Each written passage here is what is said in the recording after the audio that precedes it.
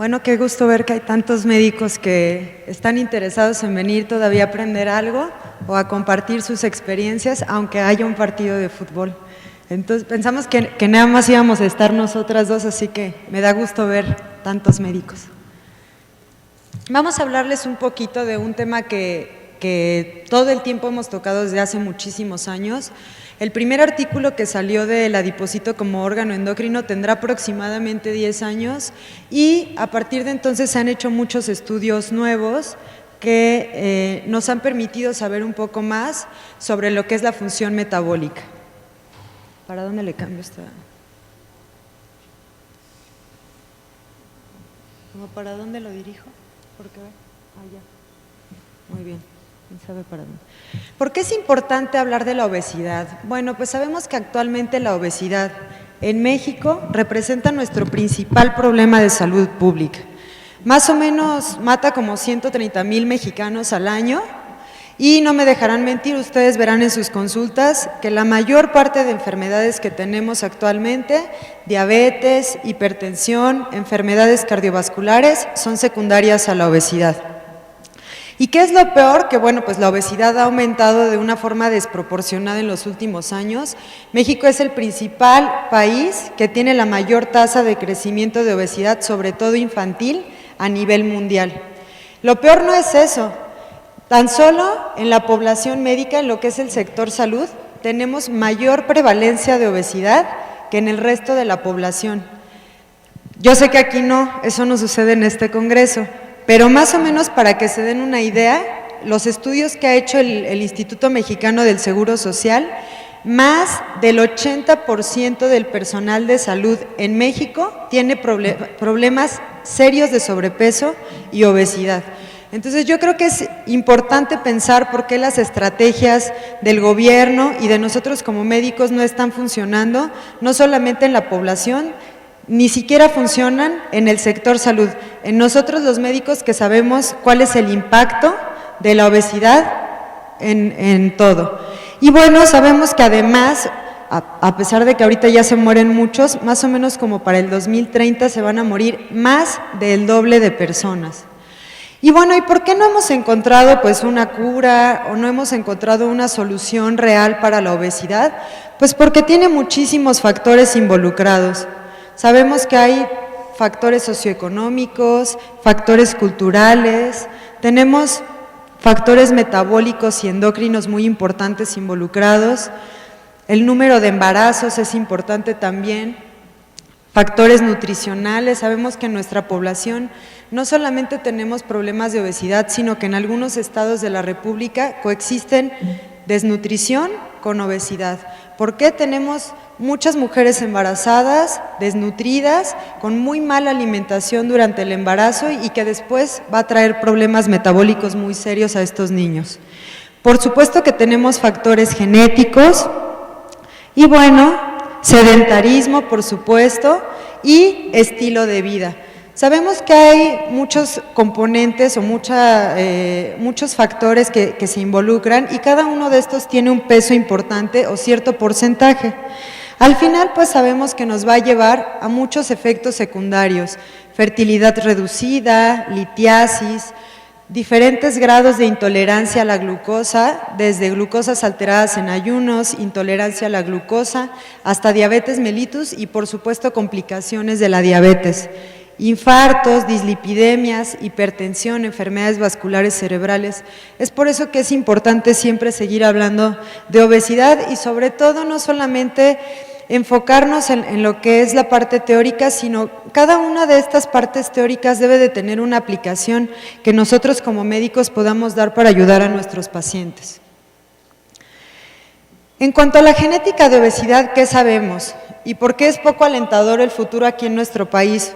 Bueno, si los padres son delgados, la posibilidad de obesidad solamente es del 7 al 15%. Aquí en México, pues en realidad más del 70% de la población tiene obesidad. Y eso fue en el ENSANUD del 2006. ¿Estarán de acuerdo que ahora que salgan las encuestas de 2011-2012, no sabemos qué porcentaje de la población esté con sobrepeso y obesidad? Entonces, pues realmente esta posibilidad de que solamente un 7 a 14% de desarrollo de obesidad en nuestro país es muy utópica. Además, si un solo padre es obeso, esto aumenta el 40%. Pero si los dos padres son obesos, que eso es muy frecuente aquí en México, tienen el 80% de posibilidad de desarrollar obesidad. Entonces, esto es algo muy importante, ¿no? Si padre y madre son obesos, 80% de riesgo de desarrollar obesidad es extremadamente importante. Entonces, la varianza transmisible que tenemos, bueno, por supuesto que el factor genético es muy, muy importante, pero solamente de esto depende el 25%. El otro 30% para el desarrollo de la obesidad es transmisión cultural y 45% otros factores ambientales. Entonces, bueno, por supuesto que si madre y padre son obesos y yo tengo un 80% más de riesgo de desarrollar obesidad, pero además estoy en una sociedad como la que tenemos actualmente, en donde ha cambiado mucho la transición de la parte rural a la parte urbana. Más o menos hace como 100 años casi toda la población era rural, actualmente casi toda la población es urbana. ¿Eso qué ha traído? Bueno, pues ha traído cambios en el estilo de vida, mayor sedentarismo, ambos padres que trabajan, los niños tienen una cantidad importante de horas que ven televisión y, bueno, por supuesto, un gran consumo de alimentos altos en calorías. Entonces, bueno, al final, ¿esto a qué nos ha llevado? Pues al desarrollo de obesidad visceral. Sabemos que además dentro de los factores genéticos, pues ya sabemos que hay obesidad, ¿no? Hay grasa subcutánea y hay grasa visceral y sabemos que la visceral es la que al final nos da mayor cantidad de problemas de salud. Y lo peor de todo no es eso, sino que de toda la grasa del porcentaje de heredabilidad que tenemos para los diferentes tipos de grasa, hay mayor herencia en cuanto a lo que es la grasa visceral. Hay pacientes, por ejemplo, en los estudios que se han hecho en Europa, un paciente puede tener 30-35 de índice de masa corporal y tener 11 o 12 de grasa visceral. Aquí en México podemos tener pacientes que tienen 26 o 27 de índice de masa corporal y cuando medimos grasa corporal tienen 17 o 18 puntos de grasa visceral, o sea, con menor obesidad. En países latinos tenemos mayor cantidad de grasa visceral y obviamente esto es por factores genéticos. De hecho, en mujeres latinas, por ejemplo, sabemos que se necesita solamente un 23 de índice de masa corporal para empezar a aumentar el riesgo cardiovascular, siendo que en otros países no latinos, con 25 de índice de masa corporal empieza a aumentar el riesgo cardiovascular.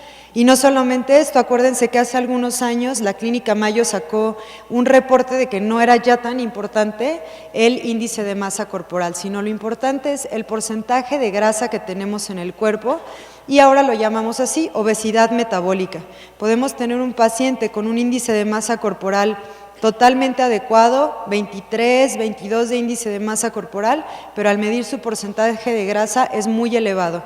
Y al final, pues este porcentaje alto de grasa visceral, pues nos va a llevar a que este tejido adiposo en aumentos hiperintestinal promueva lo que sea la resistencia a la insulina y la hiperinsulinemia. Y bueno, pues al final sabemos que la importancia de la grasa visceral, pues va a ser que esta es aún más resistente a la insulina que otros tipos de grasa. Sabemos que tiene además un efecto lipolítico de catecolaminas, que tenemos un efecto antilipolítico de insulina y que esto va a promover mayor cantidad de circulación de ácidos grasos en lo que es la circulación porta, llegando al hígado, generando además esteatosis hepática de forma importante y provocando tanto hiperinsulinemia como intolerancia a la glucosa e hipertrigliceridemia.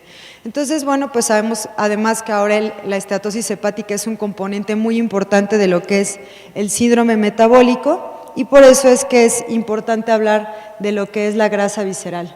No solamente esto, sino que en algunos países se han hecho estudios en niños, por ejemplo, niños que murieron entre 5 y 7 años o que tuvieron accidentes o murieron por alguna causa y se han hecho estudios, por ejemplo, de las arterias o de los niveles de colesterol y de lo que es la grasa visceral y se ha visto que la acumulación de grasa visceral se da prácticamente desde el nacimiento.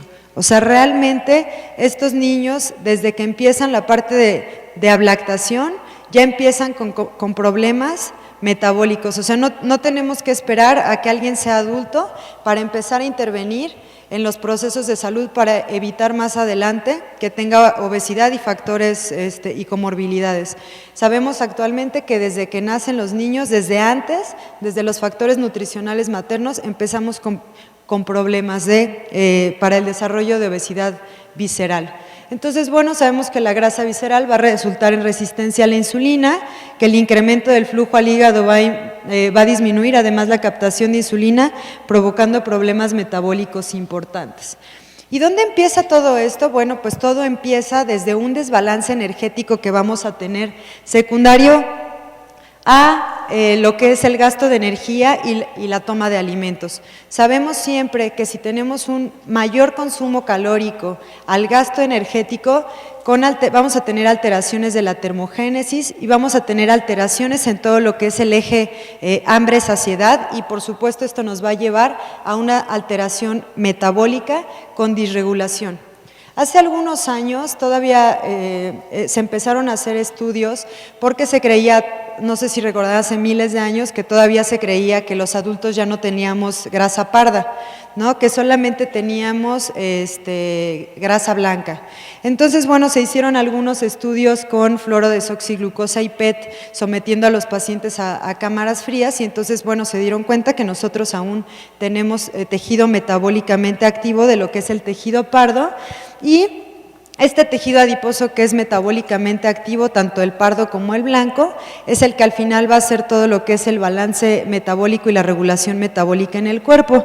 Es por eso que la doctora Miriam Vargas nos va a hablar de lo que es el adipocito ya como tal y cómo es que este es un órgano endocrino que por supuesto va a tener función metabólica y este adipocito, además de tener una función de producción de adiposinas, va a tener no solamente eso, sino también una función inmunológica. Entonces, los dejo con la doctora Miriam Vargas para hablar un poco del adipocito.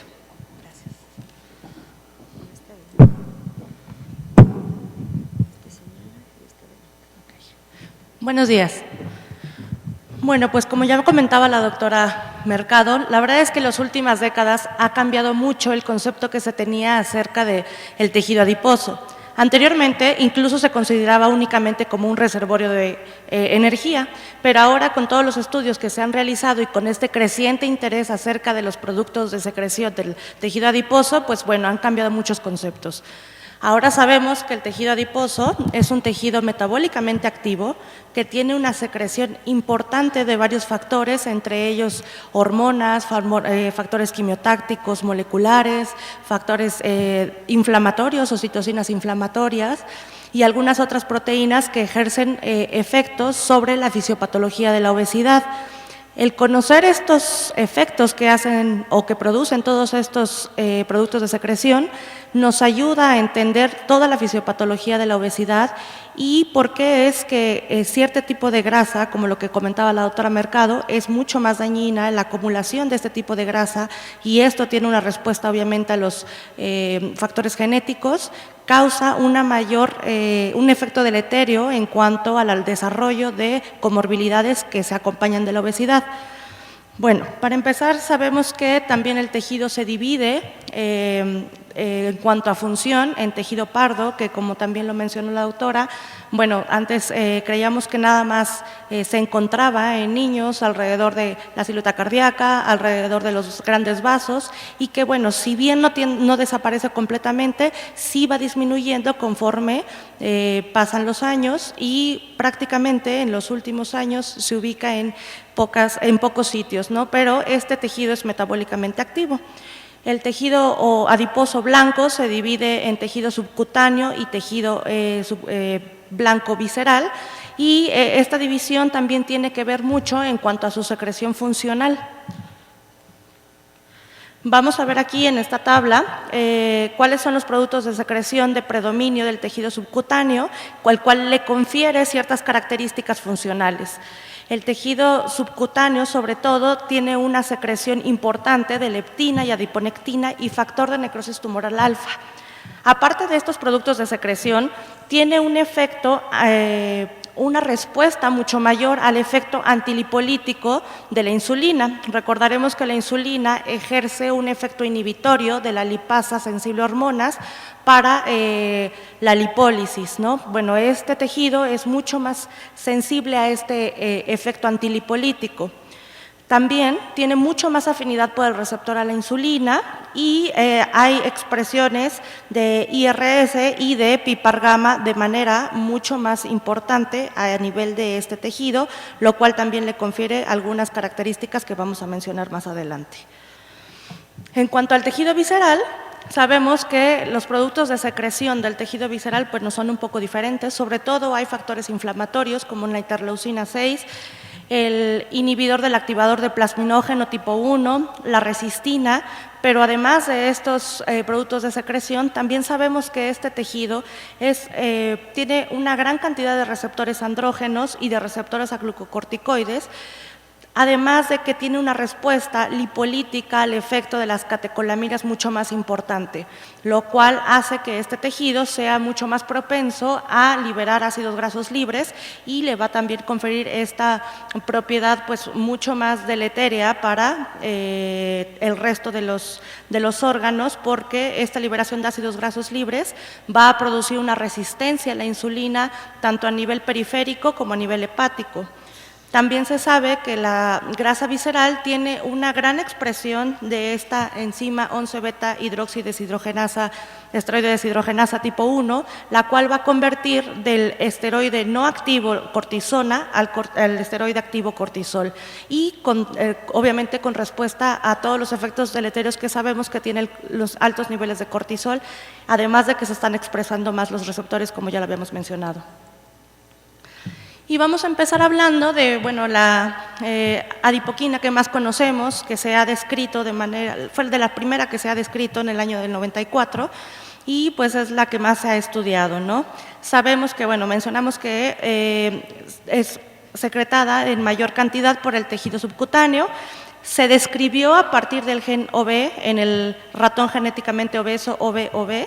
Y sabemos que su secreción está directamente relacionada tanto con la cantidad de tejido subcutáneo que existe, como por el estado nutricional y la cantidad de triglicéridos a nivel sanguíneo de los pacientes. Esto es muy importante porque la respuesta a esta concentración y cantidades de triglicéridos es la que va a ir modulando la respuesta de la leptina junto con otros factores, obviamente, a nivel neuroendocrinológico, ¿no?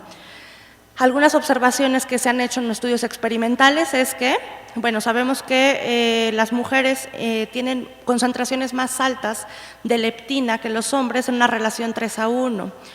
Esto puede responder a la concentración más alta de estrógenos, obviamente en las mujeres, porque sabemos que esto es un estimulador de la secreción de leptina. Sin embargo, bueno, esto no tiene claramente una traducción clínica, únicamente es una observación. ¿Cuáles son los factores que estimulan la secreción de leptina? Bueno, principalmente la leptina responde a los niveles de glucocorticoides, a los niveles de estrógenos, a los niveles de insulina y también al factor de necrosis tumoral alfa. Hay factores que inhiben claramente su secreción, que sobre todo estos son la actividad beta-adrenérgica a nivel periférico. La cantidad de ácidos libres también a nivel periférico inhiben de manera importante la secreción de leptina, los andrógenos, la hormona de crecimiento, los agonistas de este activador del proliferador de peroxisomas gamma y sobre todo el estímulo más potente para la inhibición de la leptina es el ayuno. Varios estudios experimentales han hecho mediciones de las concentraciones de leptina han hecho estudios con ratones en los cuales en los que se encuentran por periodos prolongados de ayuno, las concentraciones de leptina disminuyen a niveles prácticamente indetectables y en el momento de que se encuentran en la realimentación, los niveles de leptina van creciendo conforme van aumentando la cantidad de alimento que se les da a estos animales, ¿no? Entonces, bueno, esto se traduce claramente en el incremento de la leptina cuando hay una dieta hipercalórica o cuando hay dietas ricas en triglicéridos, que también lo vamos a ver un poco más adelante. La leptina actúa tanto a nivel central como a nivel periférico a través de sus receptores que pertenecen a una superfamilia de receptores de tipo citocinas tipo 1. Se han descrito 4 subunidades, sobre todo la principal es la subunidad B, en los cuales son receptores largos que se encuentran sobre todo a nivel hipotalámico, mediante los cuales ejercen sus efectos anorexigénicos la leptina. Las otras 3 isoformas se encuentran sobre todo, la A y la C se encuentran en la barrera hematoencefálica y en realidad se trata de receptores cortos que prácticamente permiten el paso directamente de la leptina hacia los vasos para la irrigación del hipotálamo. La fracción E es una fracción soluble que acompaña a la leptina en toda la circulación y así es como lo podemos encontrar. Estos, como les comentaba, están ampliamente distribuidos a nivel periférico y a nivel central y sobre todo a nivel central va a tener una concentración importante a nivel del núcleo arcuato, en los que va a estimular la producción de propiomelanocortina para la producción de hormona estimulante de los melanocitos, que a través de su receptor de melanocortina tipo 4 a nivel hipotalámico va a ejercer estos efectos anorexigénicos que platicábamos, ¿no? También a nivel del núcleo medio basal y a nivel del núcleo ventromedial va a ejercer efectos mediante la inhibición de péptidos orexigénicos, que por excelencia son conocidos el neuropéptido Y y la proteína relacionada a GUTI. Entonces, ¿cuáles son las traducciones clínicas de estas acciones de la leptina? Es por excelencia realizar una señal de saciedad, o sea, es un péptido anorexigénico. Va a estimular la captación de serotonina también, reduciendo el placer por comer a través de sus acciones en el núcleo cerúleo. Va a inhibir la secreción de estos péptidos orexigénicos, el neuropéptido Y y la proteína relacionada a GUTI, y va a incrementar la expresión de estos péptidos anorexigénicos. A nivel periférico, sobre todo, va a tener efectos con la estimulación de la lipólisis, inhibición de la lipogénesis y sobre todo, y esto es una parte muy importante porque se ha reconocido como un protector de lipotoxicidad y esto es por los efectos que realiza a nivel muscular, a nivel hepático y a nivel pancreático para evitar el depósito de estos ácidos grasos libres a nivel de estos órganos.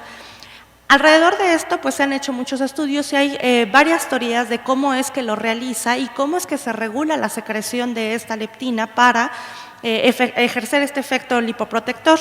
Una de las teorías más aceptadas y más conocidas para este efecto de reducción de resistencia a la insulina es la teoría de Unger, que bueno, esta teoría habla de que en un paciente normal, en el cual, bueno, tiene un índice de masa corporal normal, un porcentaje de grasa corporal normal y una dieta balanceada, bueno, la secreción de leptina es prácticamente normal o acorde a la cantidad de triglicéridos que hay en el torrente sanguíneo. Entonces, ¿qué es lo que pasa? Que a nivel de los tejidos magros, bueno, pues no hay ninguna afectación y la condición clínica del paciente es perfectamente normal. ¿Qué es lo que pasa con los pacientes que empiezan a tener dietas hipercalóricas y con un gran contenido de triglicéridos y empiezan a ganar un poco más de grasa de manera generalizada? Bueno, lo que pasa es que va a incrementar la secreción de leptina en respuesta a este aumento de la grasa. Sin embargo, bueno, la cantidad de triglicéridos, recordemos que era inhibitoria para la secreción de leptina, entonces ya no va a ser tan efectiva para proteger a los tejidos magros del depósito de estos ácidos grasos y entonces los pacientes van a comenzar a presentar una ligera resistencia a la insulina. ¿Qué es lo que pasa cuando un paciente gana grasa de predominio visceral? Sabemos que, bueno, también lo que hemos platicado hasta ahora, que esta grasa visceral es la que es más metabólicamente dañina y deleteria por todas las comorbilidades que se desarrollan por el incremento de esta. Lo que pasa es que cuando se acumula esta grasa visceral, secundario a este incremento calórico y contenido de triglicéridos en la dieta, obviamente la cantidad de triglicéridos llega a sobrepasar y producir una inhibición de la secreción de leptina. Entonces, ¿qué va a pasar? Que no va a poder hacer estos efectos lipoprotectores a nivel de estos tejidos magros y entonces se van a presentar todas las características del síndrome metabólico porque va a ejercer efectos tanto a nivel periférico, reduciendo esta resistencia a la insulina, como a nivel hepático y como a nivel pancreático, incluso causando toxicidad a nivel de las células beta y reduciendo su producción a largo plazo. Entonces, y por otra parte, lo que pasa cuando los pacientes ganan grasa de manera generalizada, esto es, aumenta la grasa tanto a nivel visceral como a nivel subcutáneo, lo que pasa es que este aumento de triglicéridos se va a ver compensado por el aumento en la secreción de leptina por el tejido subcutáneo. Sin embargo, esta también llega a ser insuficiente para proteger a los tejidos magros porque se crea una resistencia periférica a estos efectos, por lo cual estos pacientes van a desarrollar resistencia a la insulina. Y eso es lo que podemos ver claramente, todos hemos visto pacientes así, que podemos pensar que por el grado de obesidad que manifiestan, podrían tener muchas más afectaciones metabólicas que un paciente que incluso no se nota que tenga tanto depósito de grasa. Lo que pasa es que en el paciente que acumula grasa visceral, los efectos son más deleterios que en este paciente que incluso también está desarrollando grasa subcutánea. Ahora, esta resistencia no solo se desarrolla a nivel periférico, también se desarrolla a nivel central. Sabemos que la leptina cruza la barrera hematoencefálica y llega un momento en el que a nivel del plexo coroideo y el tercer ventrículo, a través de su paso por los capilares y el endotelio de la vasculatura que los rodea, va a crearse una resistencia también a estos efectos de la leptina y entonces dejan de ejercer su efecto anorexigénico.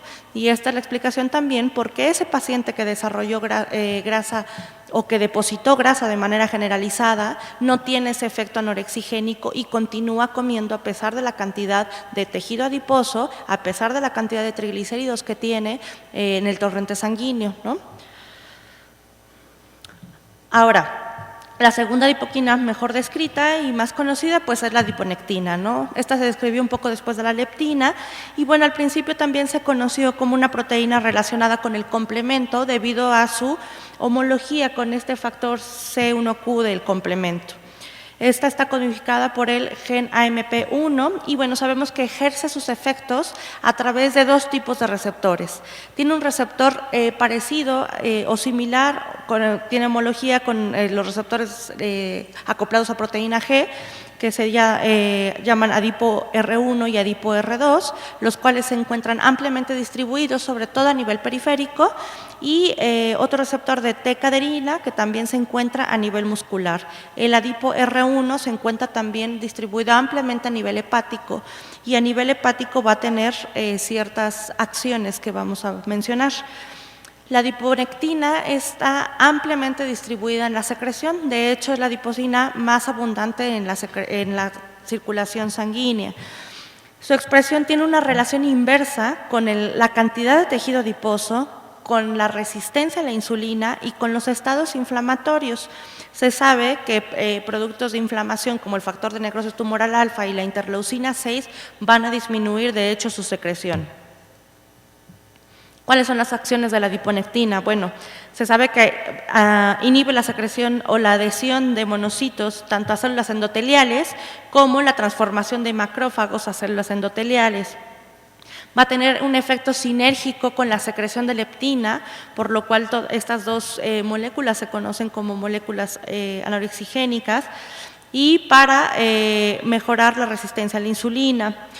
Mejora la sensibilidad a la insulina directamente a nivel hepático por este receptor R1, va a disminuir o a descender la cantidad de ácidos grasos a nivel del torrente sanguíneo y va a disminuir sus niveles de manera importante con la obesidad y con la disminución de peso. Esto también se ha hecho a nivel experimental cuando se reduce, han hecho mediciones de niveles de adipodectina con la reducción ponderal en muchos pacientes y se ve una clara disminución de esta, con el aumento, perdón. En cuanto al factor de necrosis tumoral alfa, bueno, pues esta también ha sido una de las primeras proteínas que se describió como secreción de este tejido subcutáneo. Tiene una alteración, o los efectos que realiza es porque presenta una alteración en la señalización intracelular de la insulina, por lo cual va a aumentar la producción de ácidos grasos libres y va a incrementar la resistencia a la insulina. Va a disminuir la secreción de adiponectina, disminuyendo sus efectos benéficos sobre todo, y a nivel hepático también tiene acciones muy importantes, ya que va a suprimir la expresión de genes que están relacionados tanto con la captación de glucosa como con la oxidación de ácidos grasos, y también va a aumentar la expresión de genes relacionados con síntesis de nuevo de colesterol y ácidos grasos, con lo cual va a incrementar la producción de estos ácidos grasos y la cantidad de colesterol a nivel sanguíneo. Otro factor inflamatorio bien descrito con efectos deleterios en los pacientes con obesidad es la interleucina 6.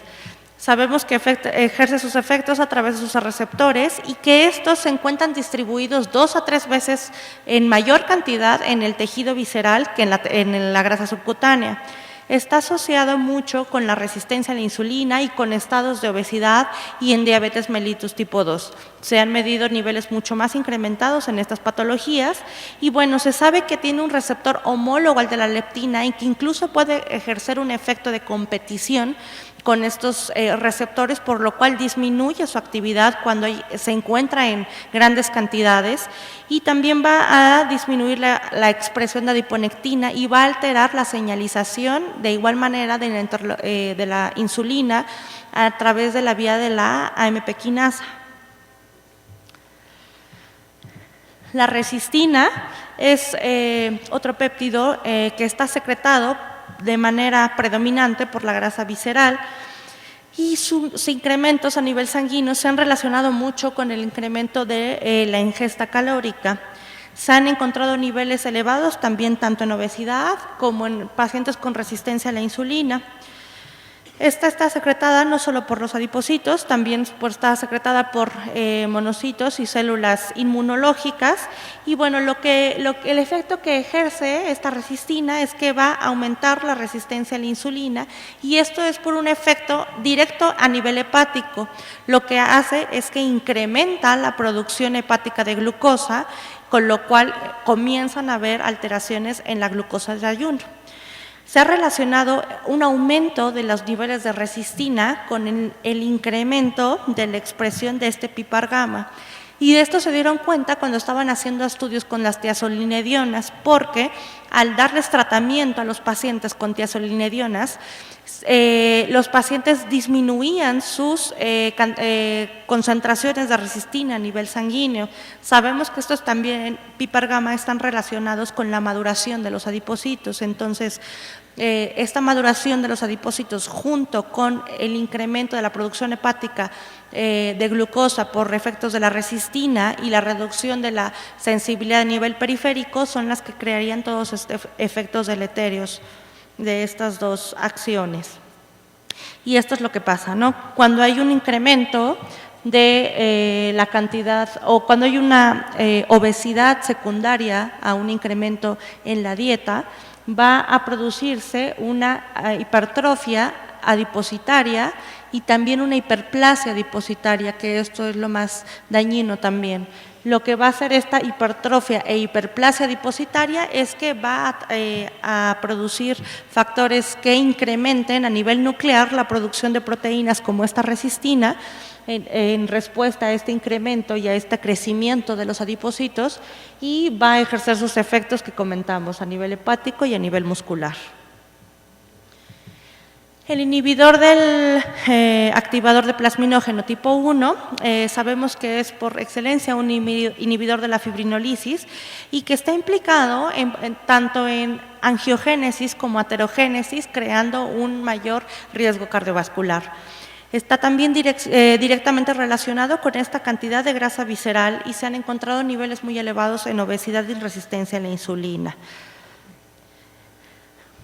¿Qué es lo que concluimos con todos estos efectos de los productos de secreción del adipocito? Bueno, viendo las características y los efectos que ejercen a nivel de todos los órganos, sobre todo los órganos blancos, sabemos que la grasa visceral, como habíamos mencionado anteriormente, es la que tiene un mayor impacto en cuanto a el desarrollo de comorbilidades.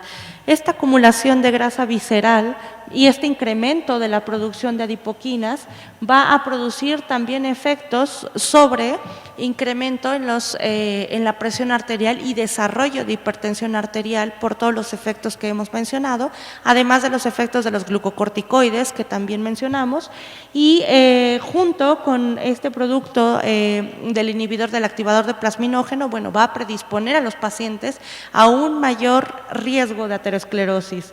Esto aunado con toda esta resistencia a la insulina que se está produciendo por estas adipoquinas y factores inflamatorios, va a ejercer también un efecto sobre el incremento de la aterosclerosis, además del desarrollo de dislipidemia por este incremento de flujo de los ácidos grasos libres.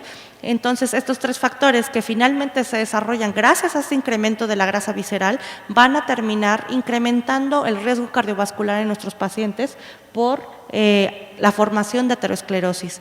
Esta es la importancia que se tiene ahora por todos estos descubrimientos, porque así conocemos y entendemos la fisiopatología de la obesidad y qué es lo importante a tratar en nuestros pacientes. Se ha vuelto un blanco terapéutico muy importante la reducción del porcentaje de grasa corporal y ya no del índice de masa corporal, como mencionaba la doctora Mercado. Bueno, pues vamos a continuar. Algunas conclusiones y algunos conceptos acerca de la hipotoxicidad. Gracias. Al final del día, todo esto de lo que nos habló la doctora Vargas, la producción de resistina, de interleucinas, de factor de necrosis tumoral, las alteraciones a nivel tanto central como periférica de la leptina y la disminución de la adiponectina y sus efectos benéficos sobre lo que es la resistencia a la insulina. Bueno, ¿a qué nos va a llevar? Pues la consecuencia al final de toda esta función inadecuada del adipocito va a ser lo que conocemos como lipotoxicidad. Este aumento del tejido adiposo al final que sabemos pues que nos va a llevar a la producción del aumento de ácidos grasos, vamos a tener mayor producción en todo lo que son las especies reactivas de oxígeno y sabemos que todo este estrés oxidativo al final nos va a llevar a gran cantidad de las complicaciones que tenemos en los pacientes con obesidad. Actualmente se están llevando estudios muy importantes, por ejemplo, hay un grupo de estudio para síndrome metabólico en Japón que tienen uno de los mayores presupuestos para investigación en el mundo para obesidad. Ellos lo que se han dado cuenta es que, por ejemplo, algunos blancos terapéuticos que han desarrollado, obviamente estos sobre ratones, han desarrollado blancos terapéuticos no solamente contra las interleucinas, sino en preinterleucinas y en algunas partes sobre todo del sistema inmunológico. Entonces se han dado cuenta que, por ejemplo, en algunos ratones que ya tienen disfunción mitocondrial y que ya están teniendo de hecho esteatosis hepática, apoptosis de las células beta, se han dado cuenta que disminuyendo la función inmunológica de estos ratones hasta cierto nivel pueden revertir todavía todos los efectos metabólicos que han desarrollado por una alimentación inadecuada. Entonces, actualmente los blancos terapéuticos que se intentan desarrollar son en la función sobre todo inmunológica de lo que es el adipocito. Entonces, hablando sobre todo de la fisiopatología de lo que es el síndrome metabólico, sabemos que pues hay una combinación de ambiente y de genes que nos van a llevar a lo que es el desarrollo de la obesidad. Se han hecho también muchos estudios y los habrán escuchado, creo que hasta en la televisión ya venden el resveratrol, ¿no? Se han hecho muchos estudios, sobre todo en ratones, para ver lo que son las vías de las sirtuinas. Estas sirtuinas al final también tienen un efecto importante sobre lo que son la función y la producción de adipocinas y la función y la liberación de lo que son los ácidos grasos libres. Actualmente esto es lo que se intenta, que se produzca a nivel de laboratorio un factor que pueda disminuir lo que son los factores del estrés oxidativo para con esto poder disminuir lo que son los efectos secundarios de la obesidad y todo lo que son sus comorbilidades, hipertensión, dislipidemias y diabetes mellitus. Al final del día, pues sabemos que la obesidad nos va a llevar a un estado de déficit de insulina, de hiperglucemia y de diabetes tipo 2. Yo creo que al final lo más importante, independientemente de la excesiva producción de adipocinas que tiene lo que es el adipocito, yo creo que actualmente sabemos que no tenemos ningún tratamiento efectivo. Sabemos que hay muchísimos estudios en desarrollo, por ejemplo, sabemos en la actualidad que existen más de 100 genes involucrados en lo que es la obesidad, sin embargo, no sabemos actualmente cómo estos genes se suman o interactúan unos con otros para el desarrollo de la obesidad. Por otro lado, sabemos también que tenemos una regulación metabólica del sistema endocannabinoide, sin embargo no sabemos cuando este sistema endocannabinoide se altera, realmente cómo se alteran las vías de depósito de los lípidos y las alteraciones mitocondriales secundarias que tenemos a esto. Sabemos también que la función, por ejemplo, hepática y la función del tejido adiposo se relaciona con la producción de interleucinas y de algunos factores como el MCP1, pero sin embargo no sabemos los diferentes tipos de polimorfismos de adipocinas, cómo es que realmente afectan todas las vías de lo que son la lipogénesis y la lipólisis. Y sabemos también que tenemos diferentes alteraciones en cuanto a lo que son la resistencia a la insulina, sabemos que tenemos alteraciones en los receptores, alteraciones en las vías de señalización para la resistencia a la insulina, sin embargo no sabemos los diferentes polimorfismos y genes, qué rol juegan o qué papel juegan para empezar el desarrollo realmente de la resistencia a la insulina. Como ven, todavía como médicos, como parte importante de lo que es el sistema de salud y de investigación, tenemos mucho que hacer y que investigar. Yo creo que este tipo de simposios y de congresos realmente son para ponernos a pensar qué es lo que hace falta y qué podemos ponernos a desarrollar. Sabemos que se han hecho muchísimos estudios, sobre todo, les digo, habrán visto anunciado que ya venden en la televisión silimarina y resveratrol y entonces prometen a los pacientes que de una forma milagrosa se va a revertir la obesidad. Pareciera un poco mágico y por supuesto que estos fármacos no están aprobados en humanos, todavía no se ha visto cómo actúan en humanos, pero más o menos desde el 2006 en la revista de Nature se publicó un artículo en donde ya se hacían estudios sobre resveratrol y sobre silimarina. De hecho, actualmente en la literatura hay más de 1,200 artículos relacionados con esto y publicados en revistas importantes. Sin embargo, todos estos estudios se han hecho en ratones. Pero sí han visto, por ejemplo, en ratones en los que se les da resveratrol, que es lo que tiene, es una sustancia que también podemos, por ejemplo, encontrar en el vino tinto o en las uvas. Esta sustancia se ha visto que, por ejemplo, si tenemos dos grupos de ratones, unos ratones que tienen obesidad y que tienen el medicamento y ratones obesos sin resveratrol, se ha visto cómo los ratones con resveratrol pueden disminuir sus factores de riesgo cardiovascular, tienen mejor movilidad, tienen vidas mucho más longevas y en algunos de ellos se evita la progresión a síndrome metabólico. Entonces, bueno, parece un poco prometedor, pero todos estos estudios son en animales, no tenemos realmente nada desarrollado en humanos.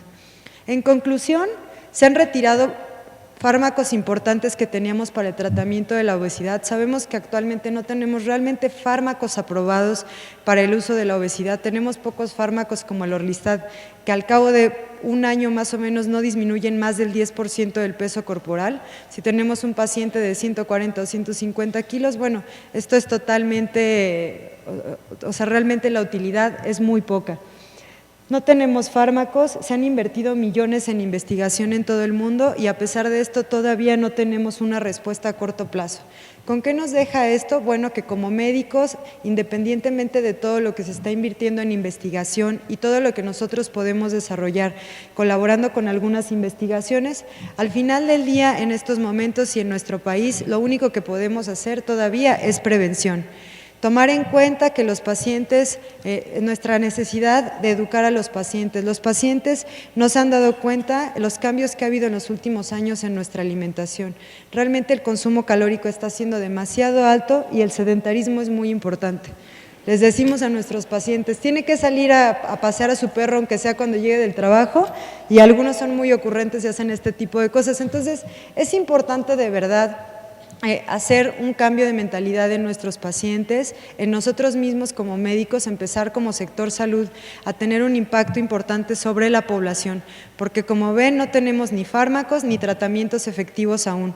Tampoco podemos esperar a que nuestros pacientes tengan índices de masa corporal 40 todo el país para que todos sean sometidos a cirugía bariátrica a pesar de los resultados positivos que se tienen con algunos de estos procedimientos. Yo creo que lo importante es tomar en cuenta, se oye utópico, pero sabemos que actualmente las guías marcan que el trabajo multidisciplinario es lo más importante. Los médicos estamos acostumbrados a trabajar solos. No sabemos que hay nutriólogas bariatras, tenemos fisioterapeutas especiales para los pacientes con obesidad, tenemos nutriólogos y psicólogos bariatras especialistas que pueden ayudar a los pacientes. Entonces yo creo que lo importante es trabajar en esto, en grupos multidisciplinarios. No es solamente darle una dieta o un plan nutricional al paciente. Seguramente hay un factor tanto cultural como psicológico que lo ha llevado a presentar ese grado de obesidad y es importante atacarlo desde todos los puntos de vista. Entonces, básicamente los dejo con esta reflexión porque pues ya vimos que independientemente de lo interesante que pueda ser el adipocito y de todo lo que se encuentra en desarrollo actualmente en la ciencia, pues al final del día, en este momento solamente tenemos como arma la prevención en nuestro país. Muchas gracias.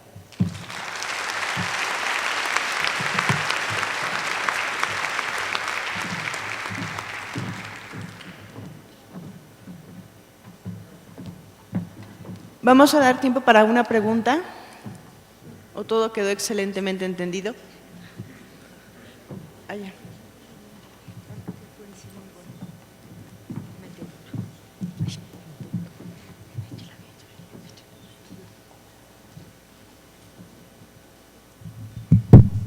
Muchas gracias, buenos días. Una felicitación a ambas excelentes presentaciones y conceptos. Sin embargo, yo tengo una inquietud aquí. Si por un lado tenemos Orlistat y en el otro extremo, como lo mencionó la doctora Mercado, tenemos cirugía bariátrica y hoy día estamos conociendo consecuencias deleterias de la cirugía bariátrica, en medio que nos queda farmacoterapia de la obesidad, derivados beta-feniletilamínicos, que en ese caso pueden aumentar también ácidos grasos libres. ¿Qué nos podría comentar al respecto? No se le entiende muy bien, doctor. Disculpe, ¿nos puede repetir la pregunta? Sí, decía yo que por un lado, doctora Mercado mencionó que tenemos Orlistat. Ajá. Por el otro lado, tenemos cirugía bariátrica, como intentos ambos de ayudar a resolver o a reducir los riesgos de toda esta patología. Pero en medio que tenemos, nos queda farmacoterapia de la obesidad. Estoy de acuerdo y coincido con ustedes que desde ese punto de vista, si hablamos de todos los factores que intervienen en la obesidad, la farmacoterapia es una herramienta, quizá también todavía muy arcaica para eso. ¿Qué opinión tienen ustedes de la farmacoterapia de la obesidad, considerando en este caso que todos inhiben hambre, excepto dos que tienen capacidad movilizadora de grasa, en forma de extraer triglicéridos del interior de los adipocitos, y eso también incrementa en algún momento ácidos grasos libres? ¿Ustedes recomiendan farmacoterapia de la obesidad, lo que actualmente tenemos? Actualmente no tenemos, como usted sabe, doctor, pues no tenemos realmente ningún fármaco aprobado. Yo creo que la parte intermedia y que todas las asociaciones, la American Society of Bariatric Physicians y otras sociedades nos marcan, solamente tenemos aprobado como tal los tratamientos nutricionales con intervención multidisciplinaria. Fármacos como tal, no, porque al final se ha visto, no importa lo que haga el fármaco, si no hay realmente un cambio en la reeducación del paciente, no nos va a funcionar absolutamente de nada. Entonces, todo lo que las sociedades nos marcan actualmente tenemos desde very low calorie diets hasta a diferentes tipos de dietas hipocalóricas con diferentes grados de índices glucémicos o de porcentajes de proteínas, pero al final yo creo que eso es lo más importante, o sea, sí someter al paciente a un tratamiento nutricional adecuado dependiendo del estado del paciente. Por supuesto que yo no puedo someter a una dieta cetogénica o proteinada a todos los pacientes, hay que valorar las pruebas de función hepática, la función renal, pero sí hay un tratamiento nutricional adecuado para cada paciente y al final lo más importante es eso, yo creo que la intervención multidisciplinaria. Al final se ha visto que un paciente con obesidad, no importa qué tan bueno sea el plan nutricional o el fármaco que se está utilizando, hasta el momento los fármacos que tenemos, si no hay una intervención psicológica y multidisciplinaria en este paciente, no va a haber éxito a largo plazo. Y lo hemos visto con todos los estudios. En 2013 publicó en la revista de Medicina Interna un artículo que comparaba los diferentes tipos de dietas y al final todos los pacientes volvieron a recuperar el peso a lo largo de 3 o 4 años. Entonces yo creo que si no hay una intervención multidisciplinaria y un seguimiento a largo plazo de los pacientes, no hay éxito en el tratamiento, sobre todo tomando en cuenta que no tenemos ningún fármaco aprobado y realmente pues el Orlistat sabemos que eso, o sea, no hay más del 10% de disminución de peso a un año y sabemos que al final si el paciente no hizo un tratamiento de reeducación durante el uso del medicamento, el paciente va a volver a aumentar de peso inevitablemente, al igual que con la cirugía bariátrica, es lo mismo. Sabemos que un paciente que no es valorado adecuadamente previo a una cirugía bariátrica, que no es un paciente candidato, que no está en situación psicológica y nutricional de ser operado, al final tampoco va a tener éxito. O sea, no es… yo creo que al final es eso, o sea, es una intervención médica y psicológica en estos pacientes. Yo creo que la obesidad es como más allá de la parte farmacológica que tenemos, hasta que no haya un fármaco casi milagroso. Yo creo que hasta el momento tenemos que hacer intervención multidisciplinaria. Sí, fuera de dieta y ejercicio, descartando eso, es modificación de conductas. Pero entiendo entonces que ustedes no sugieren farmacoterapia de la obesidad. Aprobado por la FDA está efentermina y acaba de ser aprobado el Orcaserin. Fuera de eso, o esos tampoco ustedes los recomiendan. Sí, no, sabemos que hay fármacos anorexigénicos aprobados, la fentermina que menciona, la anfopramona, y de largo, y esos están permitidos únicamente para corto plazo. El problema de estos medicamentos es que, bueno, sabemos que son anorexigénicos y en cuanto se retiran, no lo podemos dejar ni a largo plazo, ni los pacientes pierden completamente el efecto en cuanto se retira el medicamento, pueden causar dependencia, los pacientes tienen efectos deleterios de los efectos adrenérgicos de estos medicamentos, entonces en realidad en pocos pacientes podemos utilizarlos, esos que se utilizan a corto plazo. Los que se utilizan a largo plazo, pues únicamente, como también mencionamos, el único que tenemos ahora ya que han sacado el Rimonabant, solo tenemos el Orlistat, ¿no? Hay un metaanálisis que se publicó en el 2011 acerca de Orlistat, en el cual menciona los resultados que ya mencionó la doctora, ¿no?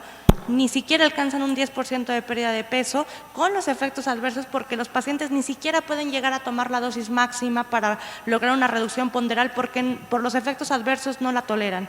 Entonces, en realidad hay muy pocos medicamentos y todos pierden su efecto en cuanto dejamos de utilizarlos, ¿no? Y sobre todo los pacientes tienden a tomarse mucho de estos medicamentos, ¿no? Empiezan a tomarlos y creen que con esto ya van a mejorar y siguen con la misma dieta, ¿no? Yo creo que esto es bien importante también que nosotros hagamos conciencia en los pacientes porque muchos llegan al consultorio pidiendo el medicamento para bajar de peso, ¿no? Y creo que en realidad la mayoría de los médicos pues muy poco o nada sabemos de nutrición. Entonces, también esto va encaminado en que necesitamos empaparnos más en este tema para realmente poder dar consejos a nuestros pacientes y una ayuda, ¿no? No hay otra cosa hasta el momento mejor que hacer realmente un programa nutricional, ¿no? En realidad no hay nada más efectivo y aún así es muy poco efectivo. Los resultados también a largo plazo que se publican en la mayor parte de los estudios es que hay un éxito a largo plazo del 20%, no es nada. Entonces, esto es precisamente lo que nosotros tenemos que mejorar con el seguimiento de los pacientes a largo plazo. Muchas gracias. Gracias. Ok, si hay otra duda, les pido, por favor, abordan a las doctoras en los pasillos. Muchísimas gracias por el simposio.